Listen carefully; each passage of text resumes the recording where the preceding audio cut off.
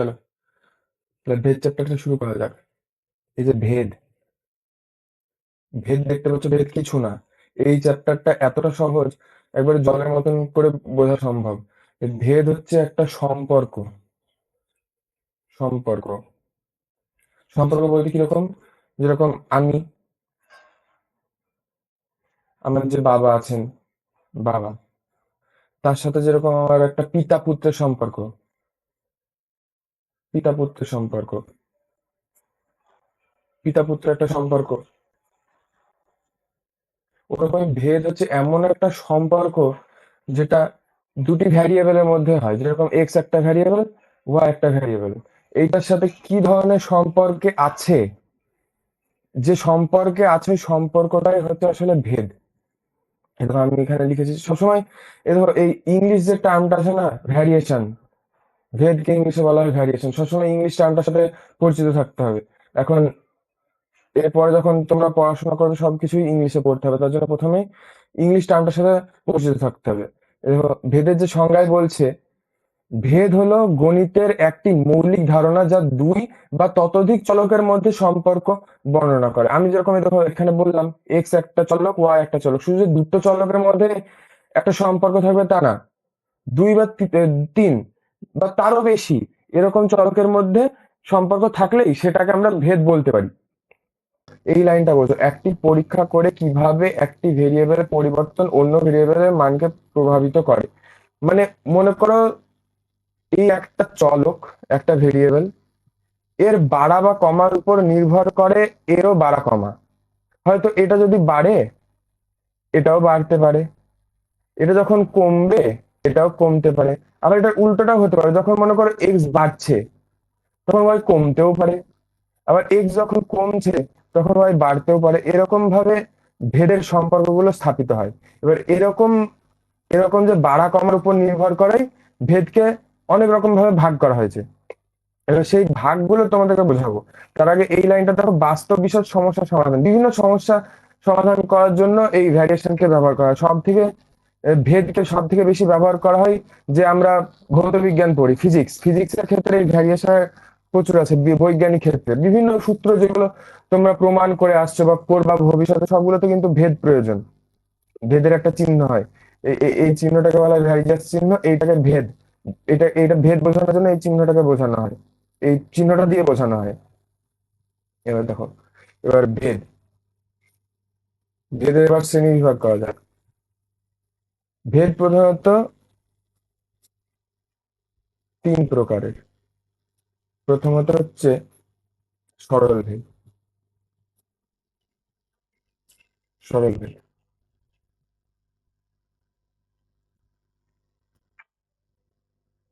তারপর হচ্ছে ব্যস্ত ভেদ।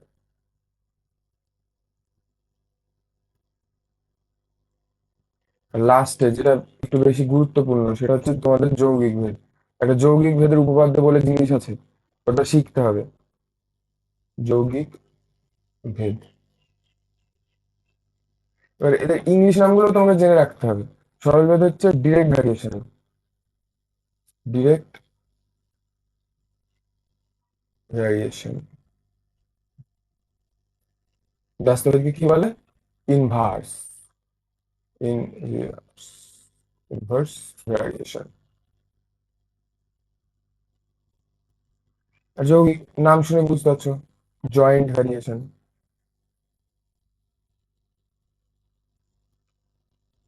প্রত্যেকটা জিনিসকে এবার আমরা দেখবো।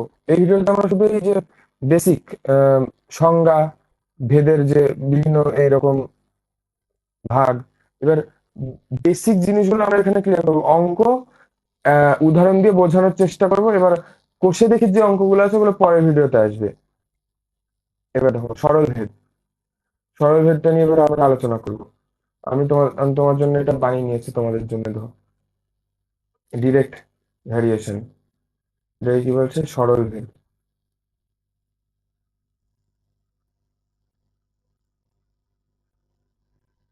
সরল ভেদটা সব থেকে ইজি জিনিস, এমন একটা জিনিস, খুবই সোজা। তোমরা এটা প্রথমে দেখে নাও কি বলছো, তোমরা বইয়ের লাইনটা প্রথমে দেখো।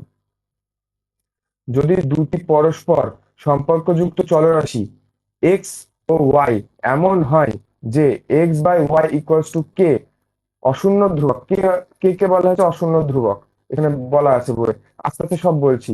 হয় তখন ওই দুটি চলরাশি কি সম্পর্কে আছে বলা হবে, এটা তোমাকে জিজ্ঞাসা করা হচ্ছে। এবার তোমাদের বইয়ের উত্তরে বলছে যদি দুটি পরস্পর সম্পর্কযুক্ত চলরাশি এক্স ও ওয়াই এমন হয় যে X by Y equal to K হয়, তখন বলা হয় যে এক্স ও ওয়াই সরল ভেদে আছে। লেখা হয় এক্স ভ্যারিজিয়াস ওয়াই, এটা মনে রাখবা। এবং অশূন্য ধ্রুবককে বলা হয় ভেদ ধ্রুবক, যেটাকে আমরা বললাম কে। কে কে কে বলা হচ্ছে অশূন্য ধ্রুবক। এবার এই বইয়ের লাইন পড়ে হয়তো বুঝতে পারোনি, আমি এখানে একই জিনিস প্রায় লিখে এনেছি, তোমরা পড়বে। তোমার জিনিসটা কি বোঝাচ্ছে ওটা তোমাদেরকে প্রথমে বোঝায়। এবার মনে করো একটা ভেরিয়েবল লিখলাম এক্স, আর একটা ভেরিয়েবল ওয়াই। এবার এক্স এর মান যদি আমি বৃদ্ধি করি, এই এক্স এর মান বৃদ্ধি করার জন্য যদি ওয়াই এর মানও বৃদ্ধি পায়, বা এক্স এর মান যদি আমি কমাই তাহলে ওয়াই এর মানও যদি কমে, তাহলে এরা দুজন যে সম্পর্কে থাকবে, এরা দুজন যে সম্পর্কে থাকবে সেই সম্পর্কটাকে আমরা বলবো সরল ভেদ। সরল ভেদ, সরল ভেদ বা ডিরেক্ট ভ্যারিয়েশন। ভ্যারিয়েশন তোমাদের বইয়ে একটা উদাহরণ দেওয়া আছে, ওটা দেখো। তোমাদের বইয়ে এই উদাহরণটা দেওয়া আছে, এটা হয়তো তোমাদের বুঝতে অসুবিধা হয়, এটা আমি বলছি। প্রথমে একটা সহজ উদাহরণ দিয়ে তোমাদেরকে বুঝিয়ে দিই। মনে করো এক্স একটা জিনিস, এক্স হচ্ছে তোমাদের কি বলতো, এক্স কে কি বলবো, মনে করো একটা রাস্তা, রাস্তা দিয়ে গাড়ি যাচ্ছে, গাড়ি যাচ্ছে, এই রাস্তার দৈর্ঘ্যটা হচ্ছে এক্স, দৈর্ঘ্য হচ্ছে এক্স। তাহলে আমি এখানে ধরে নিচ্ছি দৈর্ঘ্য, দৈর্ঘ্য আর বা দূরত্ব যা বলতে পারো, দূরত্ব। এক্স কে আমি ডিস্টেন্স ধরে নিচ্ছি, দূরত্ব ধরে নিচ্ছি। আর ওয়াই হচ্ছে টাইম, টাইম সময়। আমি একটা বক্স করি,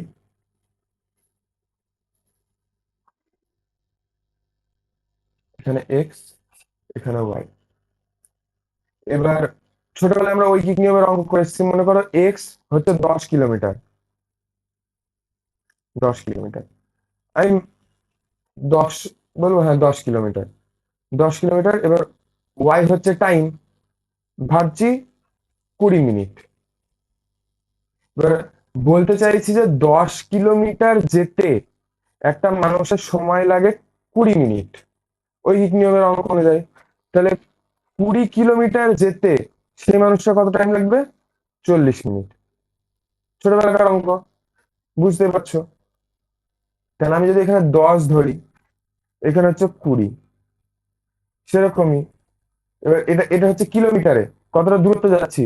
তাহলে 30 কিলোমিটার আমি যদি যাই, তাহলে আমার এখানে কত টাইম লাগবে, 60 মিনিট। সেরকম ভাবেই যদি আমি 40 কিলোমিটার যাই, 80 মিনিট টাইম লাগবে। এবার আরেকটা যা বাড়াই, এটাই লাস্ট, 50 কিমি যদি যাই তাহলে আমার 100 মিনিট টাইম লাগবে। এটা হচ্ছে ছক। এবার একটা জিনিস লক্ষ্য করো, দেখো এক্স যখনই বাড়ছে, এক্স এর ভ্যালু কিন্তু বাড়ছে, তখন ওয়াই এর ভ্যালু কিন্তু বাড়ছে। এটা কখন হবে, যখন এই যে গাড়িটা যাচ্ছে এর বেগটা যখন সমবেগে যাবে, যখন সমবেগে যাবে, হয়তো বেগ বৃদ্ধি পাচ্ছে না, সমবেগে যখন যাবে তখন এই কন্ডিশনটা কিন্তু অ্যাপ্লাই হবে। মনে করো তুমি রাস্তার মাঝে স্পিড বাড়িয়ে দিলে, তখন কিন্তু এটা হবে না। তাই প্রথম ভেবে নাও যে বেগটা সমবেগে হচ্ছে, ত্বরণ হচ্ছেই না। তখন দেখো এক্স এর মান যত বৃদ্ধি পাচ্ছে ওয়াই এর মানও বৃদ্ধি পাচ্ছে। এই যে সম্পর্ক, এই সম্পর্কটাকে বলা হবে তখন সরল ভেদ।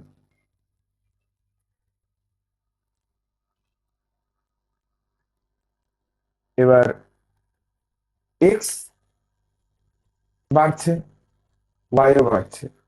ঠিক আছে, এবার আমরা যদি চাই এক্স আর ওয়াই এর একটা অনুপাত বের করব, তাহলে দেখো 10/20, আরো যদি বের করতে চাই 30/60, 40/80, এরকম।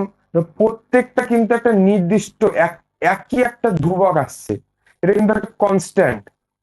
প্রত্যেকটা কাটাকাটি করো, দেখো এই মানটাই আসবে, এইটাকে বলা হচ্ছে ধ্রুবক। ধ্রুবক বা কে, যেটাকে আমরা বলছিলাম প্রথম, এই কেটাকে বলা হয় ভেদ ধ্রুবক। এবার এটা যেহেতু সরল সম্পর্কে আছে, আমরা এটাকে লিখতে পারবো এক্স ভ্যারিজিয়াস ওয়াই, বা x equals to k into y. যদি তুমি কোথাও দেখতে পাও যে x equals to k y আছে, তাহলে তুমি বলতে পারবা যে এক্স এবং ওয়াই সরল সম্পর্কে আছে। আবার যখন এক্স ভ্যারিজিয়াস ওয়াই, তখন কিন্তু বলতে পারবা যে x equals to k y. এই দুটো মাথায় রাখবে সরল ভেদের ক্ষেত্রে।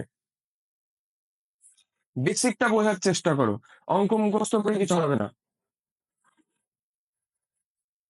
এবার বুঝতে পারলে কেন এটা কিভাবে সরল সম্পর্কে থাকছে। তুমি এবার একটা পেনের উদাহরণ নাও। আমি একটা পেন কিনতে গেছি, একটা পেনের দাম 3 টাকা, দুটো পেনের দাম 6 টাকা, তিনটে পেনের দাম 9 টাকা, এরকম ভাবে। তাহলে দেখো যখন এই সংখ্যাটা বাড়ছে, দামও বাড়ছে, যখন একটা বাড়বে অপরটাও যখন বাড়বে, তখন তাকে বলা হবে সরলভেদ। আবার এরকম ভাবে যখন কমবে, এটাও কমবে, তখনও সরলভেদ হবে। এবার তোমাদের বইয়ের উদাহরণটাই যায়। তোমাদের বইয়ের উদাহরণ দিয়েছে যে একটা রাস্তার দৈর্ঘ্য দেওয়া আছে, আর মানচিত্রে তার দৈর্ঘ্য দেওয়া আছে, দুটোই সেমিতে। এবার এখানে দেখো কত আছে, 8 lakh. 8 lakh semi equals to মানচিত্রে 1 সেমি। এবার 24 lakh semi equals to 3 semi. এবার এইভাবে যত এক্স বাড়ছে, ওয়াইও বাড়ছে। তাহলে দেখো এক্স এক্স বাই ওয়াই এর মানের কিন্তু পরিবর্তন হচ্ছে না। এক্স বাই ওয়াই রেশিওটা কিন্তু চিরকালই সেম থাকবে, তুমি যেভাবেই ভাগ করো রেশিও কিন্তু চিরকাল সেম থাকবে। ওই রেশিওটাকেই বলা হচ্ছে ভেদ ধ্রুবক, x equals to k y. তো সরল ভেদ কি বুঝতে পারলে? সরল ভেদ বুঝতে পারলে এবার চলো তোমাদের সরল ভেদে তোমাদের বইয়ে দেখো একটা পেনের সংখ্যা এবং পেনের দাম সরল ভেদে আছে কিনা বুঝে লিখে, এটা নিজে করিতে আছে, যেটা আমি এক্ষুনি তোমাদেরকে এখানে বোঝালাম। পেনের দাম দিয়ে যেটা বোঝালাম, ওটাই তোমাদের নিজে করিতে আছে। তাও একবার বলে দিচ্ছি। তো পেনের সংখ্যা পেনের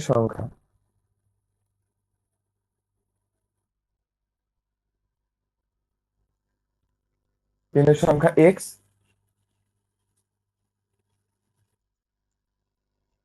পেনের দাম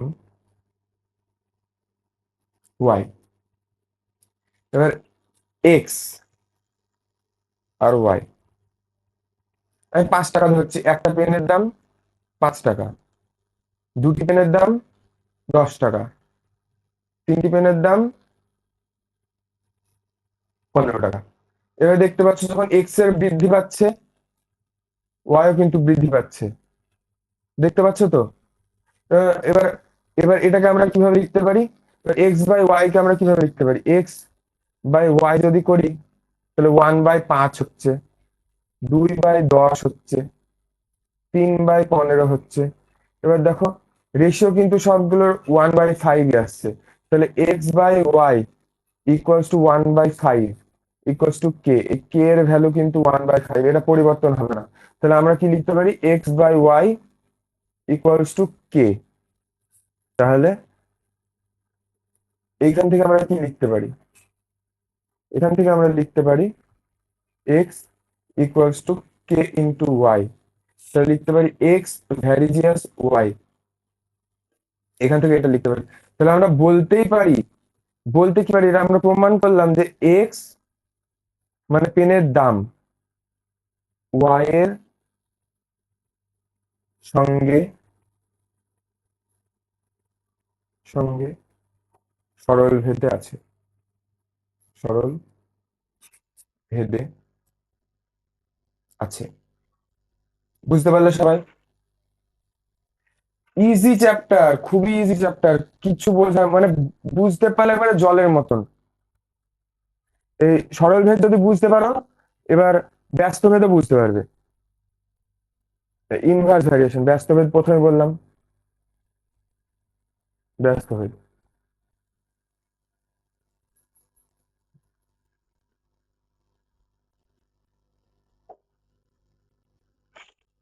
এবার নামের সঙ্গে বুঝতে পারছো ব্যস্ত ভেদ, মানে ব্যস্ত সম্পর্কে থাকবে। এবার দেখো, ব্যস্ত ভেদ একটি সম্পর্ককে বর্ণনা করে যেখানে একটি চলক অন্যটির বিপরীত ভাবে সমানুপাতিক।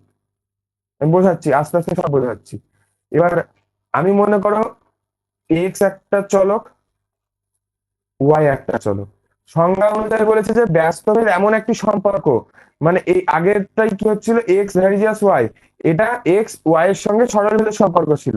এবার বলছে যে এমন একটি সম্পর্ক যেখানে একটি চলক অপরটির বিপরীত ভাবে সমানুপাতিক, মানে এক্স ওয়াই এর অনন্য, মানে ওয়াই এর বিপরীত ভাবে, মানে ওয়াই এর অনন্যকের সঙ্গে সরল ভেদে আছে, মানে 1/y এর সঙ্গে এক্স সরল ভেদে আছে, তখন সেই সম্পর্কটাকে বলবো আমরা ব্যস্ত ভেদ।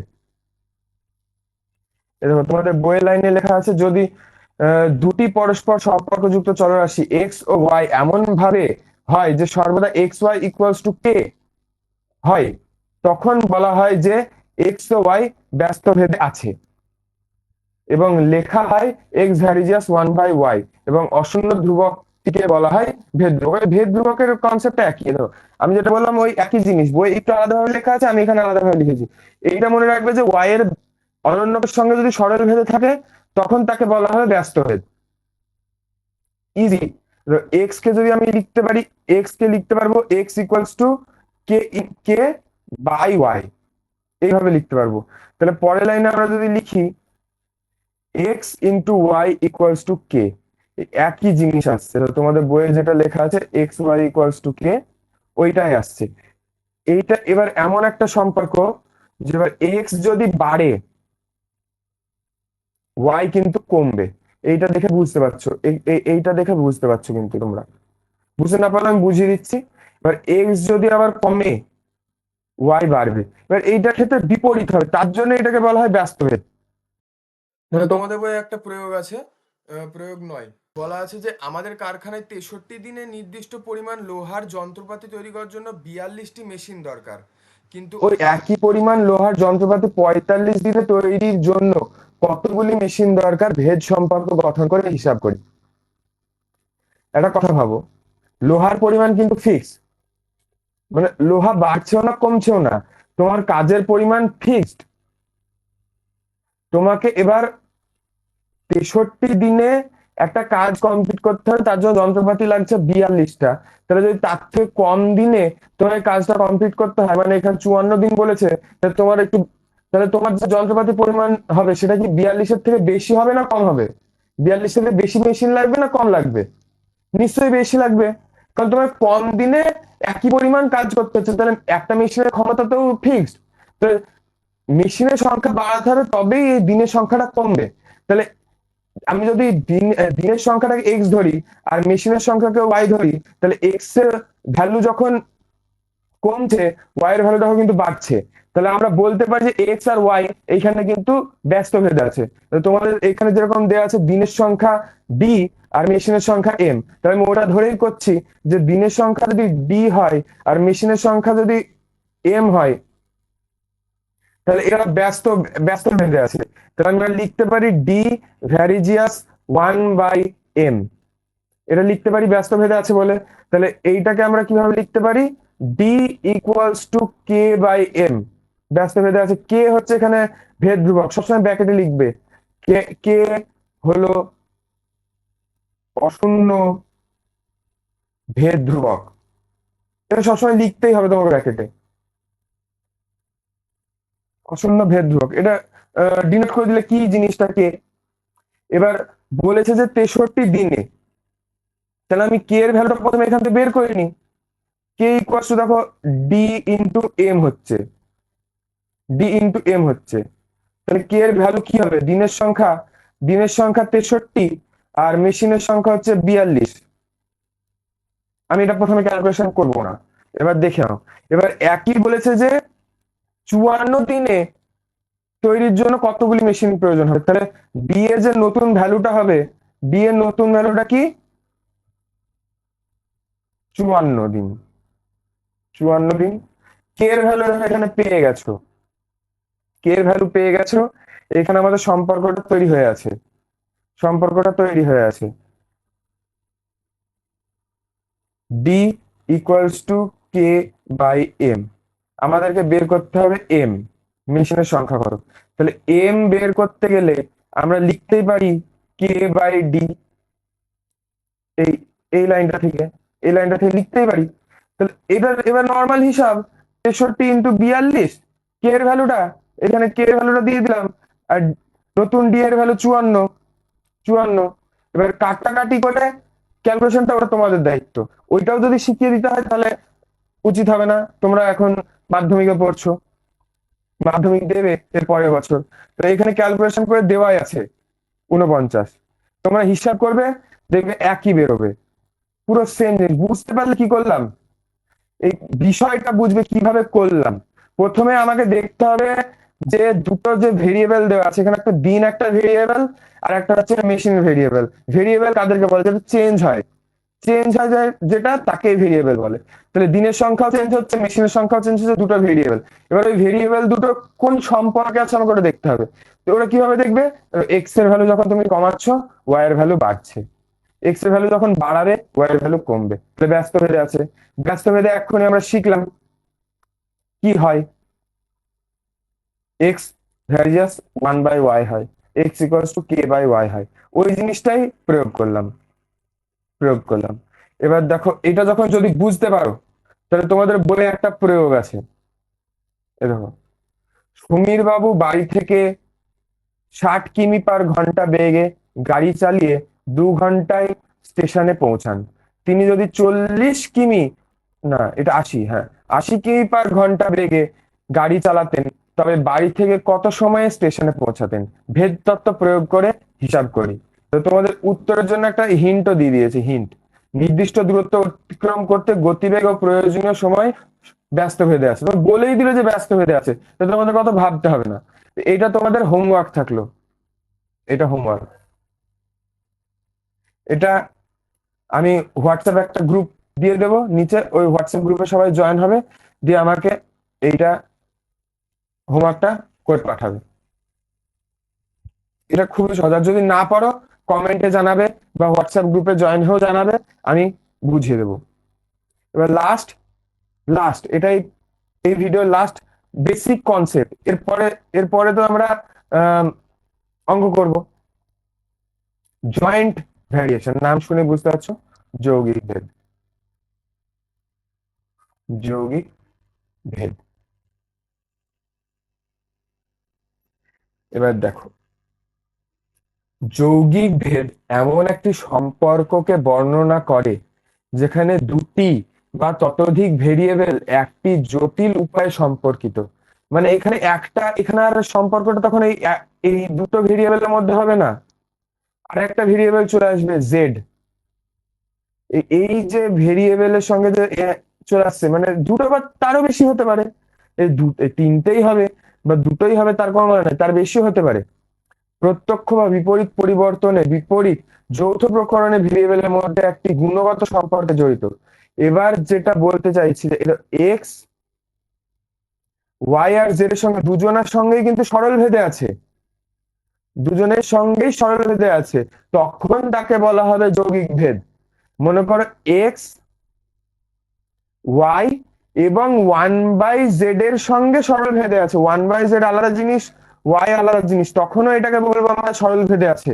জিনিসটা বুঝতে পারলে? ব্যস্ত ভেদে বললাম, সরল ভেদে বললাম। এবার দুটোকে মিলিয়ে যখন হচ্ছে তখন বলা হয় যৌগিক ভেদ।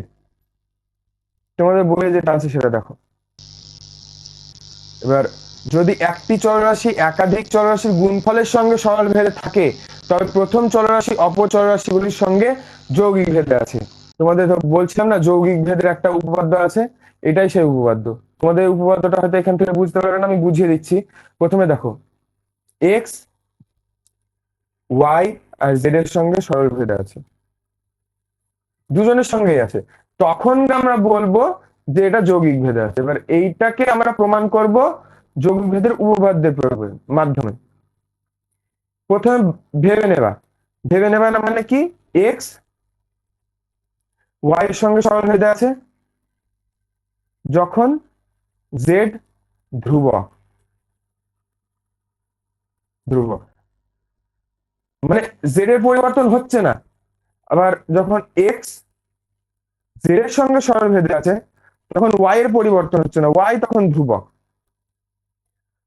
এই দুটো যদি স্যাটিসফাই করে তখন তুমি বলতে পারবে যে এক্স ওয়াই এবং জেড উভয়ের সঙ্গে সরল ভেদে আছে। তখন আর কিন্তু এই দুটোর মধ্যে কেউ ধ্রুবক না, তখন দুজনেই পরিবর্তনশীল, ওয়াই কমা জেড পরিবর্তনশীল।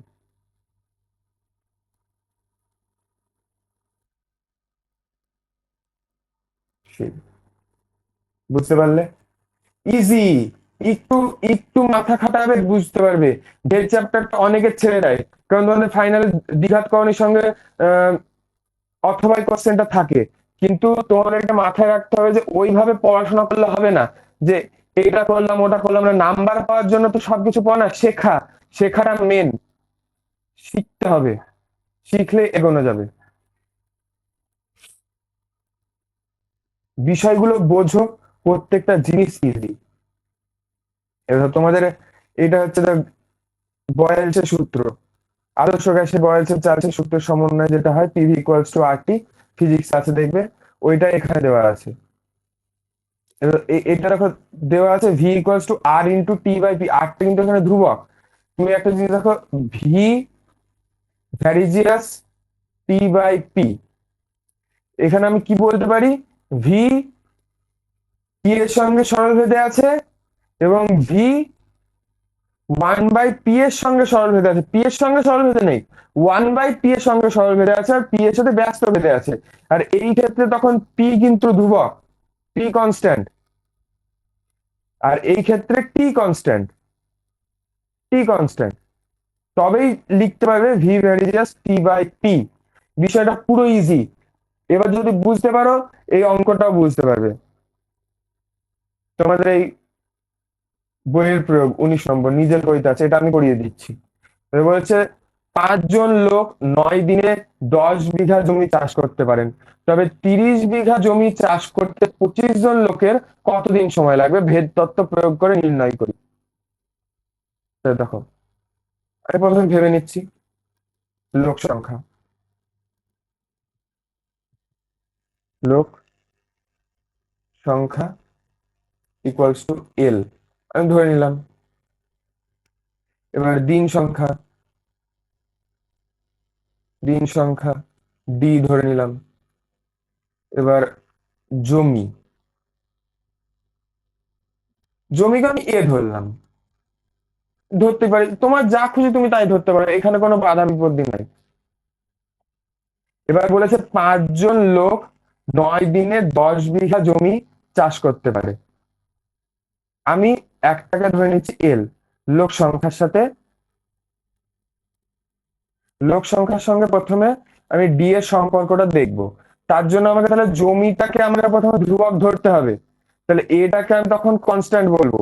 এ যখন কনস্ট্যান্ট, এ জমির পরিমাণ যখন কনস্ট্যান্ট, তাহলে 5 জন লোক 9 দিনে কাজ করছে। মনে করো একজন লোক যেই দিনে কাজ করে, যত দিনে কাজটা শেষ করবে, জমি পরিমাণ যদি একটা ফিক্স থাকে, তাহলে 10 জন লোক কি সেই দিনে কাজ করবে, সেই ততদিন ধরে কাজ করবে, না তার আগে শেষ হয়ে যাবে? বুঝতে পারছো বিষয়টা কি বলছি? না বুঝতে পারলে শোনো, একটা জমির পরিমাণ ফিক্সড, সেটা বাড়ছেও না কমছেও না। এই দেখো আমি এখানে দেখো জমি, এটা জমি, একজন মানুষ হয়তো 50 দিন ধরে এই জমিতে কাজ করছে। 10টা মানুষ কি এই 50 দিন ধরে কাজ করবে? নিশ্চয়ই না। তার থেকে কম দিনে কাজটা শেষ করে ফেলবে। এর থেকে কম দিনে, মনে করো 10 জন মানুষ, আমি ভাবলাম এমনি 30 না, 10 দিনে কাজটা শেষ করে ফেলবে, এরকম ভাবলাম। এরকম হবে না, অন্য কিছু হবে, আমি এখানে বের করে দেখাচ্ছি। ভেবে না, কম দিনে হবে। আমি বোঝাতে চাইছি যে কোন সম্পর্কে আছে। তাহলে এইটা বুঝতে পারছো যে এল যদি বাড়ে, বি কমছে, তার মানে এল আছে ব্যস্ত সম্পর্কে বি এর সঙ্গে। এটা লিখতে পারবো। এবার এটা এখন কনস্ট্যান্ট ছিল, এবার এল এর সঙ্গে যখন আমি এ করব, তখন দিন সংখ্যাকে আমাকে কনস্ট্যান্ট ধরতে হবে, দিনকে তখন আমাকে ধ্রুবক ধরতে হবে। জমির পরিমাণ এইটুকু,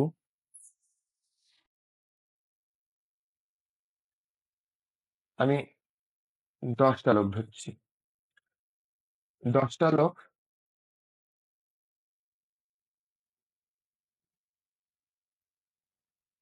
একটা নির্দিষ্ট টাইমে, 10 দিনে এইটুকু জমি চাষ করে। 20টা মানুষ 10 দিনে এইটুকু কি জমি আর চাষ করবে, না তার থেকে বড় জমি চাষ করবে? এটা সাধারণ বুদ্ধি, এমন কিচ্ছু কঠিন না, এটা সাধারণ বুদ্ধি। তাহলে দেখো, 10টা মানুষ এইটুকু জমি চাষ করছে, 20টা মানুষ এত বড় জমি চাষ করছে। যখন দিন সংখ্যা কনস্ট্যান্ট, দিনের পরিমাণ যখন বাড়বেও না কমবেও না, একই দিন, 10 দিনের কাজ করছে এইটুকু, এ 10 দিনের কাজ করছে এতটুকু, যখন এইটাও বাড়ছে ওটাও বাড়ছে, এলও বাড়ছে এও বাড়ছে, তাহলে কি সরল সম্পর্কে আছে, বুঝতে পারছো? এল এর সঙ্গে সরল ভেদে আছে। তাহলে এই দুটোকে আমরা কিভাবে লিখতে পারি? এল ভ্যারিজিয়াস এ বাই ডি, এইটা আমরা তখন বলতে পারবো। এবার এইটাকে আমরা এইভাবে লিখতে পারি, l equals to k into a by d. এখান থেকে কে এর ভ্যালু বের করবো, এখানে এবার এখান থেকে এইভাবে যাচ্ছে। কে এর ভ্যালু বের করার জন্য কি করতে হবে? এল ইন্টু ডি বাই এ, দেখতে পেলে? এবার কে ভ্যালু বের করার জন্য কি করব? প্রথমে দেখো কি লেখা আছে, 5 জন লোক, 5 জন লোক।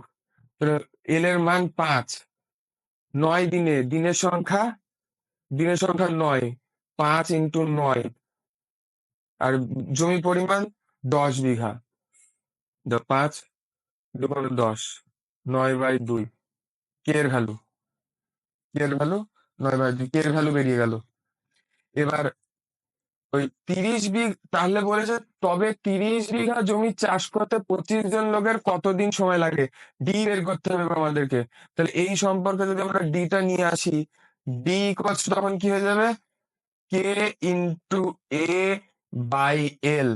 এবার নতুন ভ্যালুটা বসাবো, কে এর ভ্যালুটা প্রথম বসিয়ে দিই, 9/2। এবার কত বিঘা জমি বলেছে? 30 বিঘা জমি, 30 বিঘা জমি। আর লোকের সংখ্যা কত বলেছে? 25, বুঝতে পারলে? 2, 15 এবং 30, 5, 3 এ 15, 5, 5 এ 25। তাহলে কত অ্যান্সার আসছে? 9 × 3/5। এটাই হবে তখন তোমাদের দিন সংখ্যা। এটা পয়েন্টে আসবে, ওইভাবে বের করতে হবে। তাহলে বুঝতে পারলে যে সরল ভেদ, ব্যস্ত ভেদ, যৌগিক ভেদ, তিনটেই বুঝতে পারলে, কিছুই না। এবার এটা হলো তোমাদের বেসিক ধারণা, দেওয়া তোমাদের বইয়ের অঙ্ক বাকি আছে, ওগুলো করাবো, কোনো চিন্তা নেই। এবার আমার কাছে যদি পড়তে চাও, যে এইভাবে তো আমি বেসিকটা বোঝালাম, এবার এইভাবে যদি বুঝে অঙ্কগুলো করতে চাও, আমার একবারে পার্সোনাল টিউশন ভাবে যদি নিতে চাও, তাহলে তোমাদেরকে একটা এরপরে ব্যানার আসবে, ওটা দেখতে পাবে, হোয়াটসঅ্যাপ গ্রুপে আছে, হোয়াটসঅ্যাপে আমাকে মেসেজ করবে, সব ডিটেলস ওখানে জানানো থাকবে। এবার কেমন লাগলো ভিডিওটা তোমরা কমেন্ট বক্সে জানাবে। আর যদি কোনো আমার ভুল ত্রুটি হয়ে থাকে, তোমাদের যদি কোনো কিছু খারাপ লেগে থাকে, তাহলে ওটাও জানাবে। এই পড়ানো যদি ভালো লেগে থাকে, নিশ্চয়ই আমাকে জানাবে। তাহলে আজকে এইটুকুই।